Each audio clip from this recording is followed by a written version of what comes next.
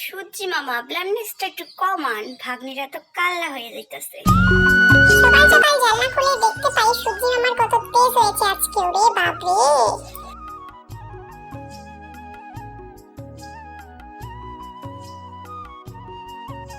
শুভ সকাল বন্ধুরা, তোমরা সকলে কেমন আছো? আশা করি সকলে ভালো আছো, আমিও খুব ভালো আছি। তো সবার ভালোবাসা, অনেক অনেক ভালোবাসা পেয়ে যাই হোক দিনটা আমার ভালোই কাটছে। তো সকাল সকাল ভিডিওটা স্টার্ট করে দিয়েছি।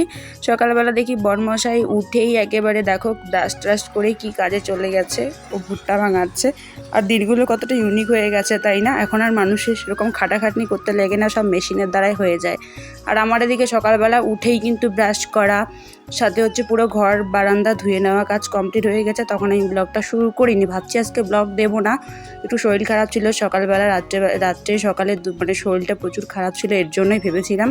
তো যাই হোক দিন শেষে আবার ব্লগটা শুরুই করলাম। তো চা বিস্কিট মুড়ি ভিজিয়ে নিয়েছি। আর এদিকে কিন্তু আমার ভাত বসিয়ে দিয়েছি, কারণ বর্মশাই আজকে বলেছে একটু দূরে কাজে যাবে, তো ভাত খেয়ে যাবে সকালবেলা, এর জন্য। আর এখন কিন্তু বেলা বাজে 6টা। তো আমার হচ্ছে ভেন্ডি সিদ্ধ, আলু সিদ্ধ আর তেঁতোকল্লা সিদ্ধ দিয়ে এক সিদ্ধ ভাত আমি গড়িয়ে রেখেছি। বর্মশাইয়ের ভাই খেয়ে যাবে। আর এদিকে আমি ভাত খাবো না, পুরি বানিয়েছি আর সয়াবিন ভিজে রেখেছি, পেঁয়াজ রসুন আদা লঙ্কা কেটে রেখেছি, আলু কেটে রেখেছি, আর হচ্ছে ময়দার ডোটাকে সুন্দরভাবে রেখে দিয়েছি। তো যাই হোক বন্ধুরা, আমার কিন্তু মোটামুটি সব কিছু কমপ্লিট হয়ে গেছে, সকালের ব্রেকফাস্টের সব ব্যবস্থা। আর আমি কিন্তু পুরিটা নিয়ে খেতেও বসে পড়েছি। যাই হোক কথা তোতলাই যাচ্ছে, শরীরটা খারাপ ছিল এই কারণেই কিন্তু। আর আমসত্ত্বগুলো আগের দিন করে দিয়েছি, তার পরের দিনে জল হয়েছে। তো জলের পর সে একটা দিন পুরো রোদ পাইনি, তারপরে আজকে দেখো কি সুন্দর ডো পাকিয়ে গেছে। তো যাই হোক আমি কিন্তু ওগুলো পেঁচিয়ে রেখেছি, এর জন্যই এমন হয়েছে, আপনা আপনি হয়নি। তো এগুলোকে এখন রোদে দেওয়া যাক। রোদে না দিলে এগুলো হয়তো নষ্ট হয়ে যেতে পারে, সম্ভাবনা আছে, যদিও হবে না। তো আর একটা রোদ দিলে খুব ভালো হয়। তো রোদের মধ্যে একটু মেলিয়ে দেবো। চান সেরে পুজো টুজো দিয়ে নিয়েছি, দিয়ে নেওয়ার পর বন্ধুরা আজকে দেখো রোদের ভোল্টেজ বাপরে বাপ থাকাই যাচ্ছে না। আর অবশেষে আমার পদ্ধতি দেখো, যেটা আমি অনেক আগের থেকেই বাড়িতেও আমি তাই করতাম, খুব গরম হইলে খুব রোদ লাগলে আমি থাকতে পারতাম না, ফ্যানের হাওয়াটাও মানে গরম বেরোচ্ছে, ফ্যানের হাওয়াও এমন পিনগুলো গরম হয়ে গেছে। তো তো যাই হোক আমি এখন একটা সুতি গামছা নিয়ে নিয়েছি। আর যেটা আমি করি আর কি, যদিও এটা করা উচিত নয়, সর্দি লেগে যায়, কন্টিনিউ করলে 2 থেকে 4 দিনের মধ্যে সর্দি লাগবে, তো ঠান্ডাও লেগে যায়।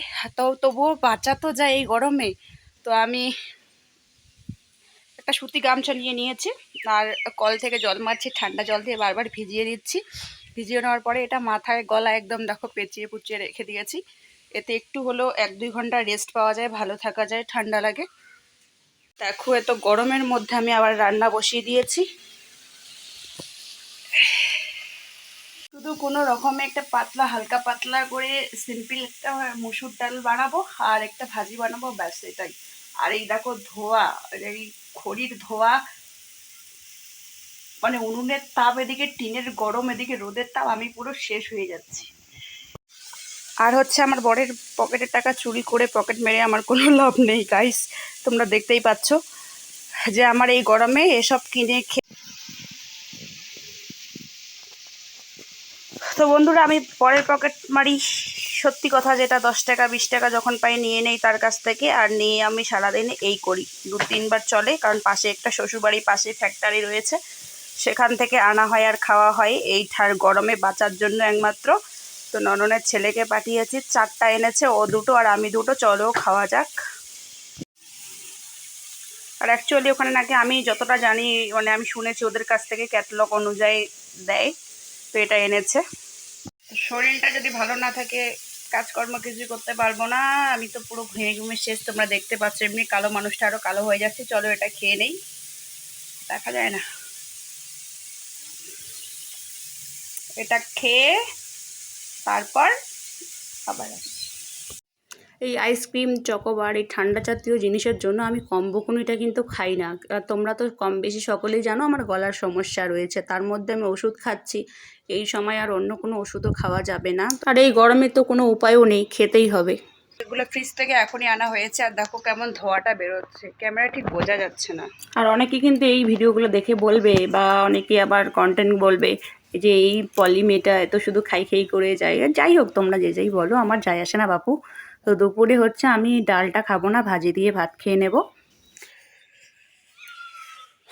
তো রান্না আমার পেট পুজো এখন কমপ্লিট হয়ে গেছে। আমি সকালবেলা তো সেরকম খাওয়া হয়নি, তো যাই হোক দুপুরবেলা খাওয়াটা কমপ্লিট হয়ে গেছে। এখন যাব আমি গরু আনতে, এই ভর দুপুরে এই যে রোদের মধ্যে সত্যি বলছে আর ভালো লাগে না আর। তো চলো গরু দুটাকে নিয়ে আসি, গরুদেরও তো খাবার দিতে লাগবে, খিদে পেয়েছে ওদেরও প্রচুর। তো চলো জলটা রেডি করে আগে গরুগুলোকে নিয়ে আসি। বাপের বাড়ি যখন গেছিলাম অনেকেই আমাকে দেখে বলছিল যে তুই এমনিতেই কালো, আবার কালো হয়ে গেছিস। ভাই কালো হওয়ার বিষয়টা এই ব্লগগুলো দেখ, তাইলেই তোরা বুঝতে পারবি যে পলিদি কেন কালো হয়ে গেছে বা পলিদির কারণ হওয়ার কারণগুলি কি কি। মানে ঠিক আছে, এই বিষয়গুলো আমি কি বলবো আর। আমি রোদে জীবনও এরকমভাবে ঘুরি না দরকার ছাড়া, আর এখন দেখো আমার অবস্থা কি হয়েছে।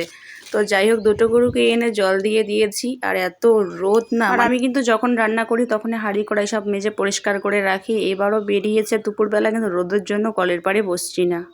তো আমার রান্না করতে খুব অসুবিধা হচ্ছে, এর জন্য মানে ধুলো ধুলো হয়ে গেছে। তো ভাবছি রান্নাঘরটা একটু মুছে টুছে পরিষ্কার করে নেই। আর তার সাথে সাথে হচ্ছে আমাদের চুলোটা যেন কেমন বালাসা মাটি, তো ভুরভুরে হয়ে গেছে। তো ভাবছি যে না এই সব কিছু পরিষ্কার করে নেই। তো দিলাম সব কিছুর মধ্যে একদম জল ঢেলে, তো সর্বনাশ করে নিজের সর্বনাশ নিজের ডেকে আনা মেয়ে আমি।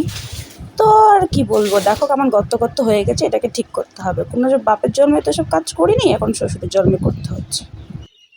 তো বন্ধুরা আমার পুরো ঘর এবং হচ্ছে বারান্দাটা বাইরেটা পরিষ্কার করা শেষ। এবার বালতি হাঁড়ি কড়াই যা আছে সব পরিষ্কার করে নেব।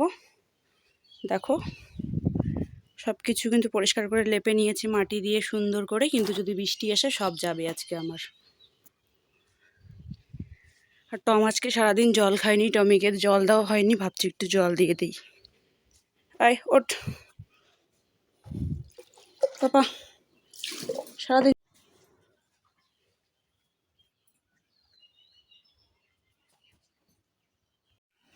তো বন্ধুরা বাকি যা কাজ আছে সব মেঝে টেঝে পরিষ্কার করে টরে নিজে আর একবার চান করে নেব। এটা আমার ডেলি রুটিন, 2 টাইম আমাকে চান করতেই হয়। তো চলো ফোনটা একটু চার্জে দেবো, আর একদম সন্ধ্যাবেলা তোমাদের সাথে কথা হচ্ছে। 3টা তো বেজেই গেছে, যদি পারবো কিছু শেয়ার করব, আর নাইলে একদম শেষে। তো চলো ভিডিওটা শেষ পর্যন্ত দেখতে থাকো। পাপা পাপা